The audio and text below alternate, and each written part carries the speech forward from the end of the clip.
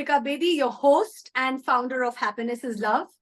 BizWorld Unplugged is a series that brings together industry leaders for insightful chats, delving into key business trends and innovations.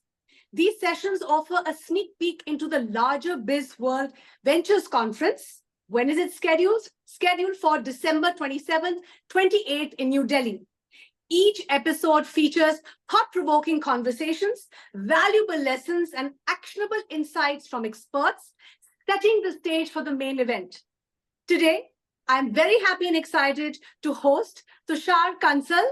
He's a highly accomplished professional, a thought leader. Welcome, Tushar. Thank you so much, Jyotika, and thank you the entire team, Gayatri and Ichita and at BizWorld. Tushar is the founder of Kansaltancy Ventures. I absolutely love the word. It's so creative, well done. Strategically, it's excellent.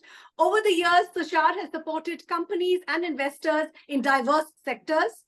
He helps by the means of venture capital, SME, Mainboard IPO, debt, consulting, and strategic services, leveraging 450 plus investors and lender connections. Wow. The range of deals are from anything between USD 1 to 50 million. Well done, commendable. Tushar contributes to a portfolio of 360 plus startups in 60 plus countries. With loyal VC, the INSEAD-led Canadian VC Fund as their venture advisor. His expert opinion is often sought by leading channels, publications, more than 500 talks, and he's also done a TEDx. My first question to you is, what are the key stages of funding a startup from its inception to IPO? And how does each stage impact a startup's growth strategy? Thank you. This is a very deep question. So when we start, we are at the idea stage and we are looking for some problem to solve. And, we look all around us, we see, where people are getting stuck. Is it because of some product which is not available or some service which can be made available? So we are at the idea stage. So at that stage, if we know the problem which we are wanting to solve and we design a solution around it, then that is the idea stage, seed stage. And at that stage, the technical risk is the highest. And at that stage, we have to look for friends and family, people known to us, our professors, our friends, who can give us some initial capital. So that is the first stage. The second stage is we design a minimum viable product and we test it. And then we reach the PMF stage, product market fit stage, where the product we start selling and we try and understand whether this product has a market or not. That is called the market risk stage. And at this stage, we look for pre-series A or seed capital. And at this stage, there are maximum number of investors who know that the product has a final shape and it has a market as well, and it is selling as well. And there at this stage, you will find the maximum number of investors who would like to give money for marketing of the product so that the money straight away goes into marketing and the product starts selling and it gets a lot of revenue and straight away the valuation of the company grows up.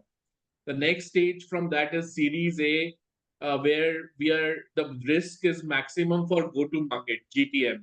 Here is, a product which has shown that it can sell, but how you bring that product to the market, you would need salespeople, you would need marketing money, you would need to design the GTM in terms of whether offline or online. And if you're going to use online, then how much spending you will do on Insta, Facebook, LinkedIn, Twitter, WhatsApp. And if it is offline, then whether you will be going through distributors or you will be directly having your people on the ground.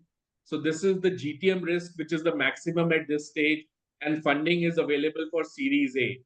Beyond Series A, the product has already sold. There is a good revenue of the company, but now the fixed costs are there. The salaries are going, the office expenses are going, but you need to increase the market to get more returns on the fixed cost. So that is when the risk is called TAM, total addressable market expansion risk. Here you want to increase the size of the market. So here you need Series B, Series C, money in excess of millions of dollars, $50 million, $40 million, even $100 million. And once your entire company and the product is set, and now you want to be a company which critically looks at the market, analyzes what more can people want, and then design those products. So you want a culture in the company of a strategic culture of identifying potential further pain points, problems, and bring solutions in terms of products and services. That's when the culture risk is the highest in the company. The company should have a strategic culture where people work in the startup mentality, as less bureaucracy as possible. And here you get money in terms of Series C, D, E, and all the way to IPO. So this is the whole funding stage. India, a lot of options are available for funding. People are very matured after seeing Shark Tanks, and people are, they know what funding is. They know a lot of terminologies associated with funding, and this is how it looks like. Your communication is very crisp and very clear. And I love your business communication skills and that you're such a helpful person. World needs more people like you. Thank you. Thank you so much, Jyotika. My second question to you is, what are the common challenges startups face in securing early stage funding, and how can founders overcome this obstacle? Well, what happens is that you tend to meet a lot of people, and every time you meet people, you see that, okay, this person is an investor, or this person works in a particular company at a senior level. You always get hope that this person will fund you. Right. But actually, you need to understand the investor's mindset. He's putting in money in your company, and he will be associated with your company for minimum 3 to 5 to 8 years. So people look at investment opportunities very deeply. And, trust is a big factor, because, I give you money, and suppose you take it out, you don't utilize it properly. So trust is a big factor. That is why, as I said in my previous reply, that you want to take money from people who trust you, who will stand by you, maybe put in more money in the future. So friends and family, your professors, your clients, your ex-clients, your ex-colleagues, these are the people who will bet on you, who will give you money.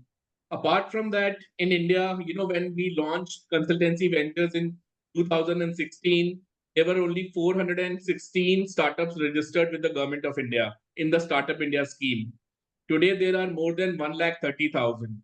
So, there are pitching sessions, there are angel networks. We at Consultancy Ventures, we facilitate companies getting access to accelerators, incubators, and so you should be prepared to answer each and every question of the investor, and you should understand all the terminologies.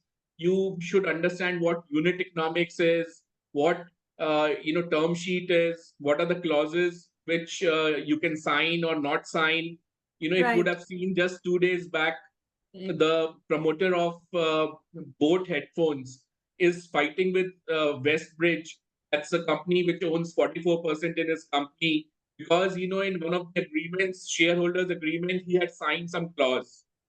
So you have to, what we do is we give an investor starter kit in which we make them founders aware of all these things.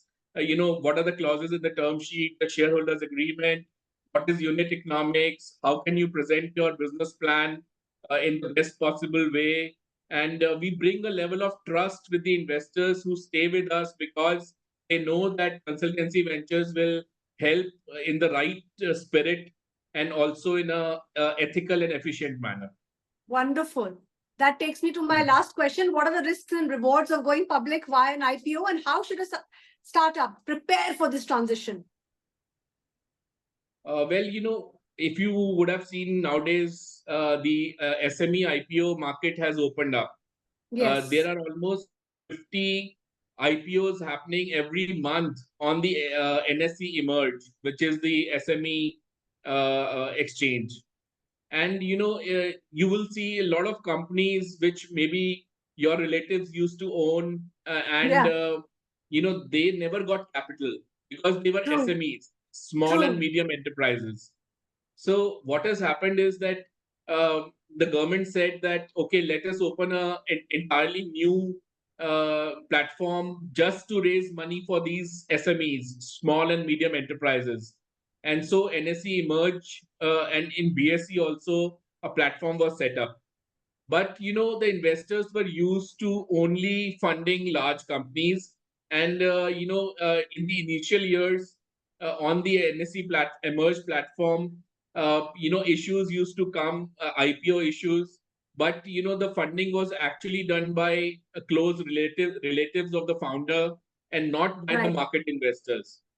So, but now the market has matured. If you look at the number of times the IPOs are getting subscribed, I am an independent director with GP Eco Solutions. That's a company which raised 31 crore 4 months back. And on an IPO size of 31 crore, the total amount of bids placed by the investors was 16,600 crores. So a Wow. 31 crore IPO had a demand of 16,600 crores. So Incredible. you can, yeah, so you can imagine the kind of need there is in the market for quality IPOs. And people are, the market is 82,000 Sensex. It is lifetime high. The mutual funds are sitting with 30,000 crore worth of money of their investors, and that money is waiting to be deployed in the stock market. So whenever the stock market dips a little bit, some correction comes, immediately the mutual fund guys start putting the money. So the market never gets a correction. So everybody is Mm. making money, everything is going up. It is a kind of a disclaimer is that it is kind of a dangerous phase as well, because every stock is going Mm. up. But Correct. at the same time, this is a golden opportunity for small and medium enterprises to finally get equity capital, get yourself listed on the NSE Emerge, and raise money. And I can give some small guidelines for companies who can raise money. Your net worth should be minimum 5 to 7 crores. Your net profit, uh, the actual profit on which you will pay tax, it should be minimum 6 to 7 crores. And Okay. the valuation which the investor will give you, we are networked with all the anchor investors in SME IPO market. The valuation which the investor will give you will be in multiples of net profit. So you have to be Mm. a profitable entity. Although there are companies getting listed which have losses as well, but we find that the investors are more comfortable with profit making Mm. companies. And we have been facilitating a lot of SME IPOs. Right now also, 9 IPOs had come which had our inputs, and we facilitated the pre-IPO, then the gray market, then the IPO listing, then the post IPO, then the follow-on public offer. So we facilitated all the 5 stages. And any company which feels that they are getting stuck because the investor put in money in their company, but the investor is not able to find an exit. So let me assure you, if your company has a good growth potential, you are going to grow very nicely and profitably, then the IPO market is the right market to list yourself and give an exit to the investors who are sitting on your cap table. So this is about it, and I'm available on WhatsApp and email. It is given on my website consultancy.com, and happy to answer all your questions if you reach out. I'm also available on my LinkedIn. If you find my name Tushar Kansal, there are not many Tushar Kansals. So, so I can be reached out accordingly. Thank you. Thank you for your support, your encouragement, your time and energy. And I hope this talk has provided invaluable insights into the critical stages of funding and how they shape a startup's path to success.